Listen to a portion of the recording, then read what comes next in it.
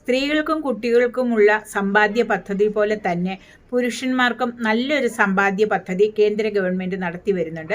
അതിനെക്കുറിച്ചുള്ള ഒരു short video ഞാൻ പറഞ്ഞിരുന്നു. അതിൽ സബ്സ്ക്രൈബ് ചെയ്തവർക്ക് തീർച്ചയായും ഈ വീഡിയോയുടെ നോട്ടിഫിക്കേഷൻ വന്നിട്ടുണ്ടാവും. പല ഗ്രാമങ്ങളിലും പുരുഷന്മാർക്കിടയിൽ നടത്തിപ്പോരുന്ന ഈ സമ്പാദ്യ പദ്ധതിയെക്കുറിച്ച് അറിയത്തില്ലാത്തവർ നമ്മുടെ സമൂഹത്തിലുണ്ട്.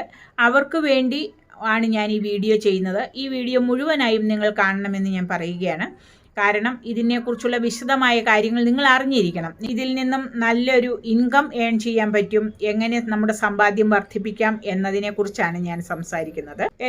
പുരുഷന്മാരുടെ ഒരു കൂട്ടായ്മ, അതായത് നിങ്ങൾ താമസിക്കുന്ന പ്രദേശത്ത് ഏറ്റവും കുറഞ്ഞൊരു 13 പേരെങ്കിലും ഒന്നിച്ചുകൂടി ഇതിനകത്ത് പ്രായഭേദമന്യേ ആർക്ക് വേണമെങ്കിലും ഒത്തുചേരാം. അങ്ങനെ ഒരു യൂണിറ്റ് ഉണ്ടാക്കി അക്ഷയശ്രീ എന്ന പേരിൽ ബാങ്കിൽ നിങ്ങളൊരു അക്കൗണ്ട് എടുക്കണം. ഈ അക്കൗണ്ട് എടുക്കുന്നതോടുകൂടി ഈ 13 പേർക്ക്, ഏറ്റവും കുറഞ്ഞത് 13 പേര്, കൂടുതൽ എത്ര പേര് വേണമെങ്കിലും ആകാം. അപ്പോൾ ഇവർക്ക് എല്ലാവർക്കും ഒരു പാസ്ബുക്ക് ലഭ്യമാകും. എല്ലാ ആഴ്ചയിലും നിങ്ങൾ ഒത്തുകൂടണം. നിങ്ങൾക്ക് അനുയോജ്യമായ ഒരു ദിവസം കണ്ടെത്തി ഗ്രൂപ്പ് തീരുമാനിച്ച് അതിനകത്തൊരു പ്രസിഡന്റിനെയും സെക്രട്ടറിയെയും കാഷ്യർ എന്നിവരെ തിരഞ്ഞെടുത്തുകൊണ്ട് ഈ യൂണിറ്റിൻ്റെ പ്രവർത്തനം സുഗമമായി മുൻപോട്ട് കൊണ്ടുപോകണം. നിങ്ങൾ എല്ലാ ആഴ്ചകളിലും ഈ യൂണിറ്റ് ഒത്തുകൂടി ഇതിൽ അംഗങ്ങളായിട്ടുള്ളവർ ഏറ്റവും കുറഞ്ഞത് ഒരു 150 രൂപയെങ്കിലും ഇതിൽ നിക്ഷേപിക്കണം. ഒരാൾക്ക് എനിക്കിപ്പോൾ 150 രൂപ എടുക്കാനാവില്ല, 100 രൂപ എടുക്കാൻ പറ്റുള്ളൂ എന്ന് പറഞ്ഞാൽ എല്ലാവരും ഒരേ എമൗണ്ടാണ് ഇതിൽ നിക്ഷേപിക്കേണ്ടത്.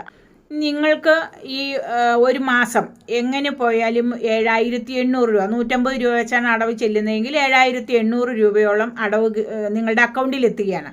ഇതിൽ നിന്നും ഒരാൾക്ക് ഒരു 5000 രൂപയുടെ ആവശ്യം വന്നു. നിങ്ങളൊരു ബ്ലേഡുകാരനെ സമീപിക്കുന്നതിനേക്കാളും നിങ്ങളൊരു ബാങ്കിനെ സമീപിക്കുന്നതിനേക്കാളും വളരെ എളുപ്പമാണ്.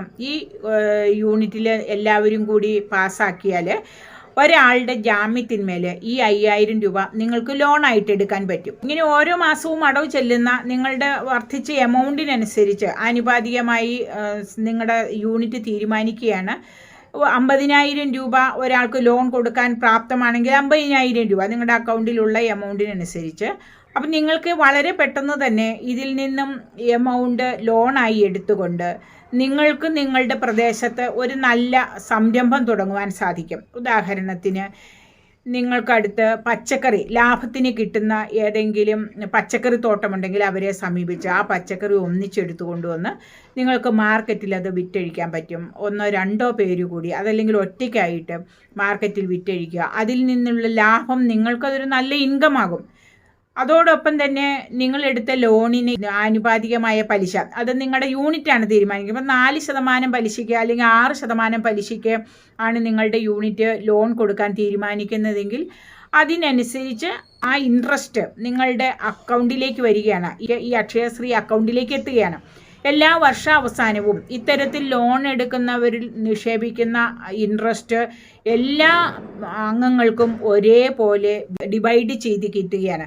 അപ്പോൾ എല്ലാവർക്കും അതിൻ്റെ ഒരു അംശം, ഈ ഇൻട്രസ്റ്റിൻ്റെ ഒരു അംശം നിങ്ങളുടെ ഇൻകമായി നിങ്ങൾക്ക് കിട്ടുന്നു.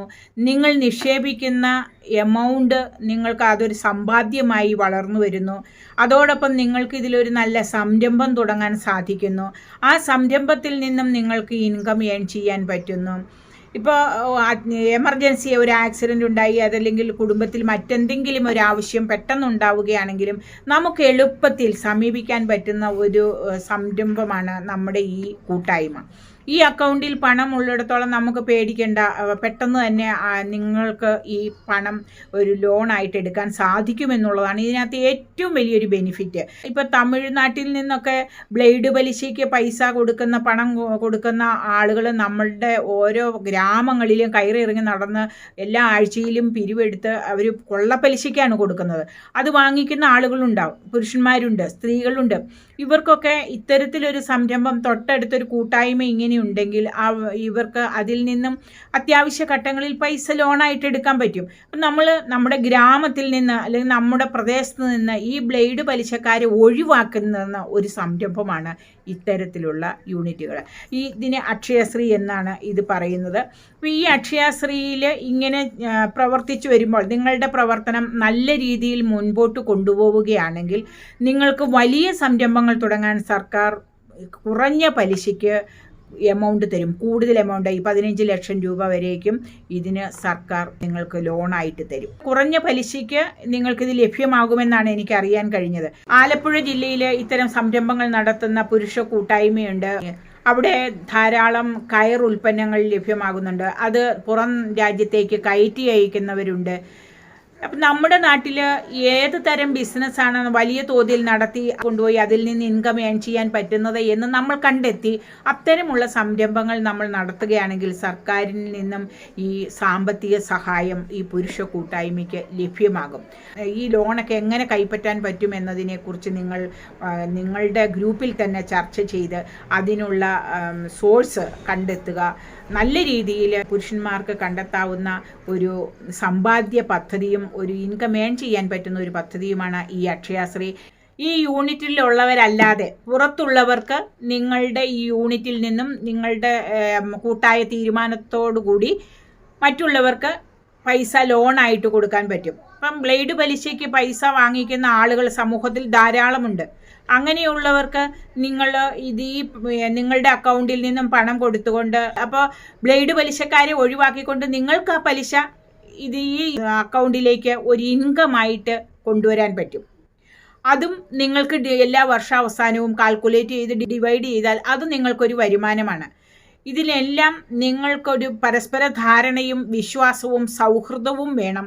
ഈ കൂട്ടായ്മ നല്ല രീതിയിൽ അതൊരു നല്ല കൂട്ടായ്മയായിട്ട് വേണം മുൻപോട്ട് കൊണ്ടുപോകാൻ. അത്തരക്കാരായിരിക്കണം ഇതിനകത്തെ അംഗങ്ങൾ എന്നതാണ് ശ്രദ്ധിക്കേണ്ടതുള്ളത്. എല്ലാവരും സൗഹാർദ്ദത്തോടു കൂടി നിങ്ങളുടെ പ്രദേശത്ത് ഇത് നല്ല രീതിയിൽ നടത്തിപ്പോകുവാൻ നിങ്ങൾ ശ്രമിക്കുക. ഇതുപോലെ സമൂഹത്തിന് ഉപകാരപ്രദമായ വീഡിയോസുമായി ഞാൻ ഇനിയും വരാം. നമസ്കാരം.